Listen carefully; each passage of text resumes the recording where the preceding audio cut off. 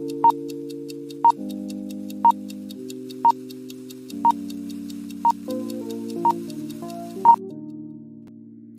hello, and welcome back to Stories by Will. And today we have story number 7, still from the book Tales Told in Holland. Today's a little bit shorter of a story, but it has lots of good moral and values that we can talk about. And I would love to hear from you here down in comments below what kind of lessons you think you can hear about our main character Hans, both to and fro. So let's get into the story. Today's story is Hans Hannekemaier in Middelburg, a tale from the province of Zeeland. Again, these are all from Holland. So Hans Hannekemaier walked along with his scythe on his back. He had come from Germany with the other Hannekemaiers, as he did every summer, to mow the grass in Holland. For this he would get wages and would be well fed some fine day, but alack, that day was not now. In the sorry now, he had no money, he had no work, and he was hungry. Dear me! But he was hungry. There was in the island province of Zeeland, a beautiful and fair as any spot in Holland, scarlet poppies blooming in masses on the green sides of the dikes, buttercups and daisies amongst the fields of grain. But where was the food for Hans? That honest day laborer, Hans. Now and then he met pretty girls in dainty lace caps, carrying 2 green pails hung from a bright blue yoke across their shoulders. They smiled, they laughed, but they gave no food to Hans. The road was narrow, no more than 8 feet wide, paved with brick and lined with poplars and willows.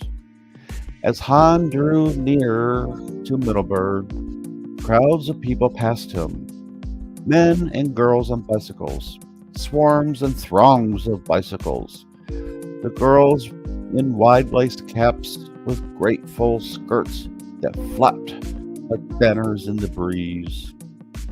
Whole families, too, went by in high-backed wagons with a canvas top, a blaze of brilliant colors. Wagons painted bright green with borders of gray-tinted flowers, hoops that held up the canvas top, springs and shafts of sapphire blue, and the wheels of velvet scarlet. It was market day in Middelburg. It was where they were going. But alas, what good was market day to Hans, who had not a cent in his pocket? By and by, Hans came to Middelburg. Never had he seen elsewhere a merrier jumble of color, defying the dignified sombrance of ancient brick or stone. Here, a blue and yellow shutter, there a shutter red and white, now one flaunting shamelessly in the daring orange and black. In fact, the one and only thing Hans did not find to his liking in the ancient town of Middelburg was the fact that he had to walk in the streets. The good burghers, it seemed, had reserved the sidewalks in front of their houses for their own use altogether, by fencing them in with railings of iron or shining brass. Hans walked under the gateway of brick and stone, and there he was in Abbey Square. Sunlight filtering down through the dense shade of fine old trees and playing hide and seek amongst their moss-grown trunks. Quaint old buildings shutting in the place on every side, with, with tall gable roofs and turrets, and the soaring towers of Long John above the rest.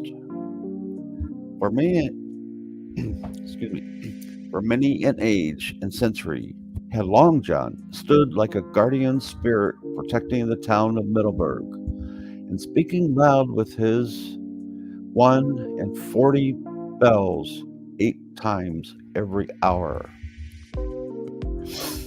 Beautiful, grave, deliberate, the silvery music of chimes. But, but what Long John said to Hans as he stood there with his scythe on his shoulder was only this, alas: "It's dinner time, dinner time, dinner time." And as if this were not enough, when Long John had ceased to ring out, Crazy Betsy spoke up with her bells. And Crazy Betsy was the town hall clock, who never would keep time with Long John, but had her own way, like a woman, and declared the hour insistently, exactly when she chose. And Crazy Betsy, in order to disagree, as usual, with Long John, cried out to Hans, "It's past dinner time, past dinner time, past dinner time, I say." So Hans set off for Town Hall Square, the center of life in the city. Scarcely could he make his way through the narrow streets for the swarms of people that thronged him. There came crowds of girls, four abreast, laughing and talking and taking up all the road with their swishing balloon-like skirts and huge flapping oval caps. And behind them, four young men in full black trousers, double-breasted vests, short coats reaching their hips, queer little flat, round, black beaver hats, and round silver buckles, like mounds of fish eggs, clasping their belt and the bright green ties of their neck. Who was Hans, pray tell, that such bells and bows as these should break their lines and make way for him to pass? At last, however, Hans found himself in Town Hall Square. The place was crowded with booths for the selling of everything under the sun, and over this, like a decorous Miss Grundy, stood the handsome Gothic town hall, its delicate turrets and finely wrought carvings in stone, like the lace that adorns an old woman's gown or tempers up her headdress. Its 3 rows of dormer windows in the slope of its tall roof, like so many eyes watching out, determined to see all should go well in the crowded square below. Indeed, the town hall was a handsome old dame for whom Crazy Betsy was the voice.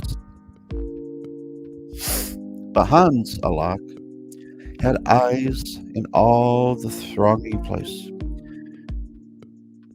only for the traveling waffle and profligate restaurants that went about the county like merry-go-rounds to markets, kermesses and fairs. How gay were they, with ferns and flowers and muslin curtains and ribbons. And everyone was eating profligates and waffles. How good they smelled. One could eat 24 profligates and feel they had only begun. But Hans, poor Hans, could only stand around and watch the cook as he baked them, twisting the little round pancakey things, all covered with butter and sugar, and pressing them into the hollows of the tray that stood over the fire. Hundreds he baked at a time. And look over there. Another cook made waffles with 8 molds going at once. When the eighth was filled from the pail of batter at his side, the waffle in the first one done, a crisp, brown, oblong wafer. A woman put the waffle on the plate and spread it with butter and sugar. Then it was whisked away from Hans's very nose to serve some other fortunate being, leaving to poor Hans naught but the whiff of its fragrance. Hans was so miserable that he began to cry. Oh dear, how miserable he felt. Then a little old granny passed by, peddling milk and pushing her cart with difficulty. When she saw poor Hans' grief, she stopped, for she felt sorry for him, and that was something which Hans had not often experienced in his life. Why do you cry, my good man? She asked. I am so hungry, said Hans. For 3 days I haven't eaten a mouthful. Well, well, poor man, wait a moment. Here is some barley and some little milk. If you cook the two together, you will have a delicious porridge. Thank you kindly, said Hans, and away he ran in great delight to an inn which lifted its gables front nearby on the square. Will you let me have a kettle to boil a little barley? He asked the host politely. And the host, who was in good humor, winked at his guest and said, All right, my man, go ahead. Nobody was standing near the stove when Hans put his pan on the fire. He noticed, however, there was not much barley to cook. So he folded his hands and he said, Oh, dear Lord, I haven't much milk and barley, so I pray to you, make it grow, make it rise, make it more, much more. Soon the bubbles rose and then broke around the edge of the kettle, and a tough skin appeared across the top of the milk. Then slowly, the milk began to rise. Hans cut a merry caper. My prayer is answered, he cried. The barley rises and becomes more. I shall be able to get all I want. He thought that presently he would have a whole bucketful, and his eyes began to glow with greed. He would make it more and more and more. Such power he had. He would not stop until he had enough for a week. How quickly the porridge rose. Now I have almost a panful, squeaked the happy Hans. But still he was not content. Dear Lord, he cried, let it grow still more and more and more. Yes, the food did grow, but it was too much, alas. It rose to the edge, it boiled over, it spattered on the hot stove, and it burned up and vanished in smoke. Then Hans saw that he had gone too far. He had asked too much. He had been too greedy. He must stop this swelling at once. So he cried, Dear Lord, let it stop swelling now. It has swollen too much. Nothing availed. He had to look on while the precious delicacy all boiled over and was lost. And then the cook came along and scolded him soundly, as only a Dutch woman can with her housekeeping is interfered with. And she cried out, Don't you know enough to take milk off the fire when it boils? Don't you know it will bubble over and boil to nothing if you don't? So Hans stole sadly out of the place, and he sat down by the roadside and wept again, while Crazy Betsy and Long John rang him a sad refrain. The next morning, however, Hans went in the country and hired himself a farmer. In the farmer's house, there was porridge on the table. Hans looked at it cross-eyed. How it steamed. Do I get something to eat if I'm going to work? He said. The farmer laughed. Of course, Hans. 3 meals a day. Breakfast, dinner, and supper. And, if I may ask, do I get breakfast first? Yes, Hans. You may begin immediately. The porridge is steaming on the table. Eat as much as you like. So Hans fell to with a will and shut his eyes with pleasure. Oh, but it was good. And after fasting so long, when he finished, the farmer said, Now to work, Hans. Working comes after eating. Well, said Boss, answered Hans, and he got up from his chair at the door, however, and he stopped. Boss, he said, may I ask you something? He looked as true-hearted as a young doggy that never has been hurt. Surely, Hans, said the farmer. Boss, I was thinking, why should I wait till noon? Can't I get my dinner now? Dinner? Why, Hans, it's too early. But the farmer's wife gave her husband a nudge and whispered in his ear, Let him eat his dinner now. It will save us time. If he waits until 12 o'clock, he will have to walk all the way from the field, and we will be paying him for the time he spends in walking. Whereas, if we give him his dinner now, he can keep right up on at his work without interruption at noon. Do you mean that? Asked the farmer, surprised, and he went to Hannekemaier. Well, that's all right, he said. The wife will give you your dinner. The farmer's wife had peeled her potatoes, and she put them on the fire. When they were done, she added a lump of lard as big as a fist and a couple of chunks of meat, such as Hans had never seen even in his dreams. He rubbed his eyes as if he were living in a wonderland. But after that, he made a brave attack. It went even faster than at breakfast. Although he had eaten a big plateful of Dutch porridge, it still seemed as if he were starved. As a cistern absorbs the rain after many days of drought, so his stomach absorbed the warm food. The farmer had imagined that everyone could be expected to be satisfied after breakfast, but he was mistaken.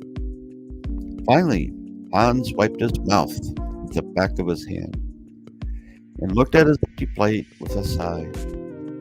Then he rose with effort, slowly walked to the door, but many times he turned around like a man who says goodbye to his country. Now you must have enough to eat, Hans, laughed the farmer. Or would you like to have some more? Then Hannekemaier said honestly,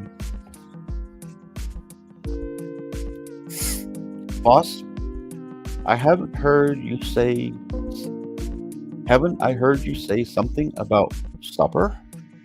Yes, I have talked about that. But here we eat supper at night. Nevertheless, the farmer's wife gave him another nudge, took him off in the corner, and said, Let him have his supper too. He will save us time, I say.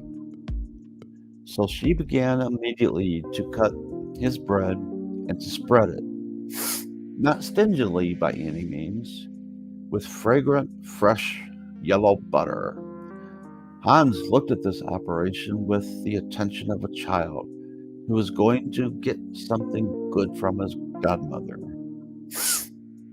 She cut for him slices of pumpernickel, not such thin ones as were eaten in the city that could be blown away by the zephyr. No, indeed, but thick ones, thick enough to scare a dainty young lady. But Hans did not whimper. His whole face said, "Fine."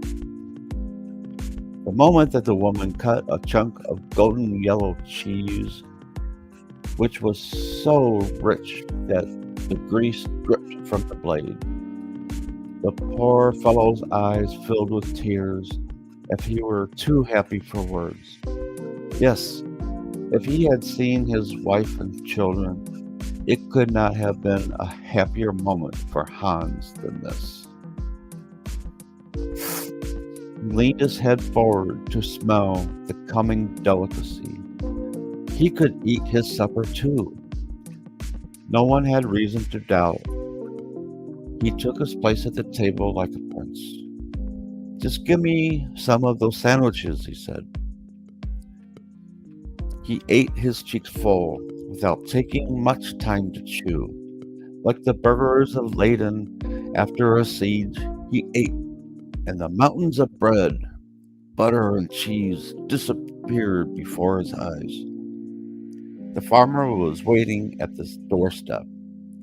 "Are you almost ready, Hans?" he asked impatiently. I'm coming. Here I am." As soon as they came outdoors, Hans looked around and breathed the cool morning air. "You must feel like working," said the farmer, "after having eaten so heartily." "Working?" said Hans in surprise. "To work, boss? Do you want me to work? Of course, the day has hardly begun. But I have had my supper, and at home we go to sleep after we have had our supper, boss. Show me the haymow." The farmer could talk all he wished. At the first haymow they passed, Hans dropped down, and soon he was sleeping so soundly that he outdid the songs of the lark. The farmer tried to rouse him with fist and boot, and when Hans Hannekemaier had eaten his supper, he was accustomed to sleep. And to sleep, the sleep of the just, unworried by the cares and troubles of life. That brings us to the end of our story, Hans Hannekemaier in Middleton. So I would really love to hear from you in the comments below. Please like and subscribe if you enjoyed the story. And look for our next one where we're going to meet Hans one more time.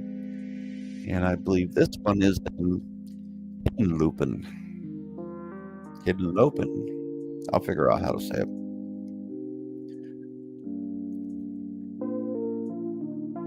Which is on his way to Amsterdam. So again, please have a great night and be well.